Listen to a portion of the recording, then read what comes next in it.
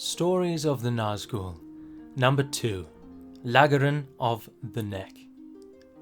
Lagoren was born in the year Second Age 1702 to a Númenórean father and a middleman mother. His parents' relationship was passionate and loving, but brief. His father was recalled from the colonies to Númenor, and custom dictated that middlemen women were not allowed on Númenor unless they had been wedded. Lagoren would never meet his father. After his father left, his mother, Siwini, moved to the hills to the south of Tarlang's Neck, where the Númenórean influence had not taken root and she could be amongst her own people. There was a small township there that was far removed from the worries and torments of the wider world. Lagoren was ably guided through his youth by Siwini, and he grew to be a compassionate and thoughtful young man. He didn't inherit his father's physical strength, but he showed an immense intellect and had a deep love of reading. The middlemen had little use for books, but the Númenóreans favoured them, and they had become widespread in the coastlands. Lagoren's life was easy and calm, and he was able to while away his days deep in thought and story. Lagoren was quickly hailed by many in the town as something of a genius, and he was often consulted by the town's elders on matters of governance, trade, and education. He learned as much from the elders as they from him, and he became governor of the Neck in all but name. The lands about the Neck were untroubled by wars, bandits, or raiders, and only packs of wolves ever presented a danger. This safety allowed Lagoren to partake in his most favoured pastime, long walks. He ventured as far afield as his long legs would carry him, and would regale his mother of news of faraway towns and stories of his adventures. When Lagoren turned 25, he marked the occasion by embarking on what was to be his greatest adventure yet, to pass through the Neck and head out to the west to meet with the people of the mountains and far western coastland. He gathered enough provisions and supplies to support him for what would likely be many weeks, and on a crisp and cool spring morning, with a long word of farewell to Siwini, he set off. It would be 2 days of walking before he was through the Neck, and he knew he would need to take rest in that rocky and unforgiving passage. As night fell on the first day, he found a small cave and set up camp. After an adequate supper and a good drink, he began to doze by the warmth of his fire until he heard a loud cry. The voice sounded foreign to Lagoren, and he rushed to see what was going on. Over a small hill, Lagoren came across the source of the commotion. A traveller in tatty and torn clothes, walking with a limp and armed with only a simple staff, was desperately fighting off a pack of wolves. Lagoren had never been skilled with a blade, and was only armed himself with his tallest walking stick. Nevertheless, he had had dealings with the wolves, and he knew what they feared more than hunger: fire. He rushed back to his camp, and using what he could find, he made some torches. When he returned, the traveller was almost overcome, and the beasts were nearly upon him. Lagoren sprang into the midst of the maelstrom and swung carelessly, this way and that, with his makeshift torches. The wolves were caught off guard, and the sudden arrival of this flaming banshee sent them into panic. After only a few moments, they broke and fled. Knowing it would not be long until they mustered the courage to return, however, Lagoren led the stranger away to his camp. The man was shaken, and barely able to hold a conversation. Lagoren sat him down and gave him food, water, and warmth. After a time, the fellow announced his name as Anatar, and said he had travelled from the north to seek a place of safety to live out his days. He said most of his family had been slain in the north in wars or raids, and he was all that was left. He thanked Lagoren for saving him and for the food and water, and he took some rest. When morning broke, Lagoren and Anatar talked long together, from events of the distant past to the recent cleansing of the northern lands. Lagoren delighted in the company of Anatar, who had great knowledge of the past and seemed to him more than a simple traveller. But he needed to move on, and as the sun reached its height, the two men tidied the camp to leave. Before departing, Anatar offered Lagoren a simple ring of fine gold in payment for all that the youth had done. "Take this ring, Lagoren," he said. "Take it and remember old Anatar when the night closes in. May it serve you as well as it has served me. Promise to wear it always, and it will be sure to give you good health and good luck. Farewell." Lagoren was awestruck. He had never seen such a beautiful yet simple ring in all his days. He happily placed the ring on his finger and felt a surge of energy and vibrance flow through him as he did. He thanked Anatar, and the two men set off, never to see each other again. Lagoren completed his adventure, and then some.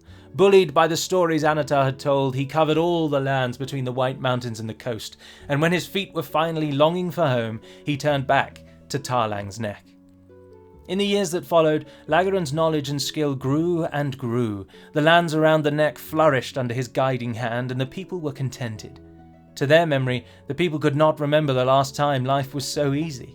Lagoren showed a keen skill in the art of craftsmanship and inventing, and he created an abundance of new tools to help work the land and let the people get on with what they liked doing best, drinking and relaxing. He brought wealth, peace and prosperity to any who he dealt with, and even as he grew older he never seemed a day over 25. Life was to change for Lagoren on the morning of his 45th birthday. He awoke to a feeling he had never had before, a strange calling within him. It was as though he could hear another voice in his head, commanding him to return. Return, he thought. I have nowhere to return to. He gave little heed to this at first, and thought it was nothing more than old age or one of life's oddities. However, as each day passed, the calling grew stronger and stronger, until it was as though a great chorus was crying out in his head each morning.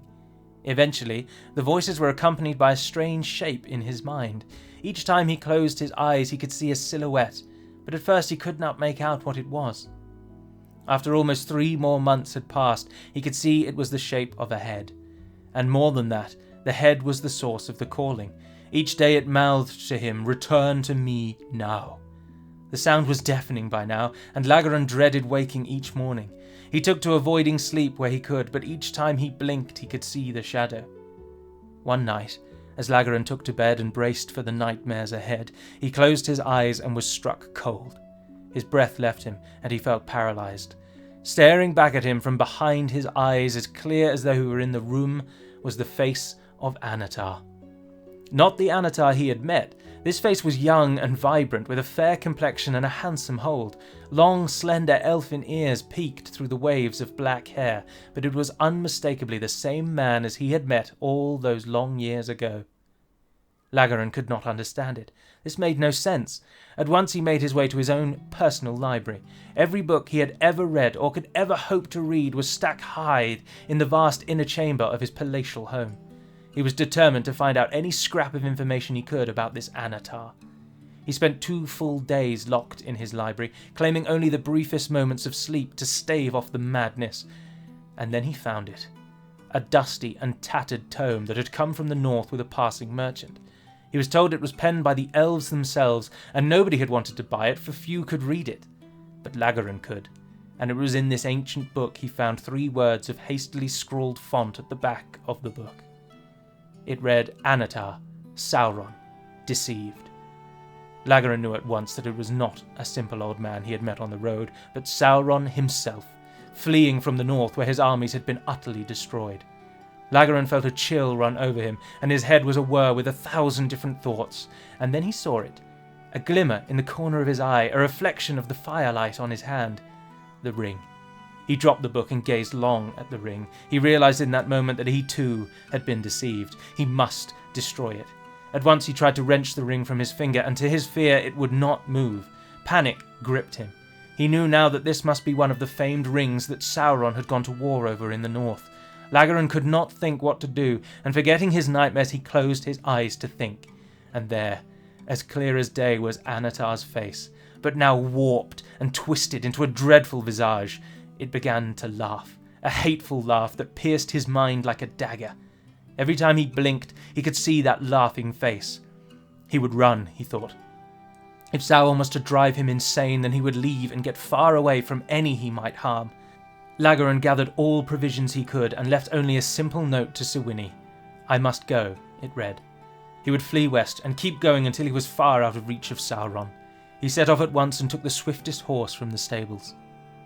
Lagoren fled into the neck, and after a day's ride he came upon the cave where he had once made camp some 20 years prior. At once the calling within him grew unsatiable, and he felt his feet disobeying his commands. Off of the horse now, he walked slowly to the cave, dreading what was to come, but unable to turn away. He was surprised to see the cave was empty, and he suddenly felt great need to rest. Lagoren lay down, and with fear gripping his heart, he closed his eyes.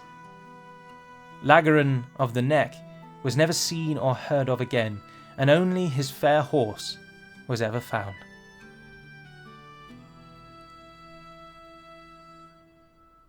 This story was written and created by me, Adrian Galadirthan.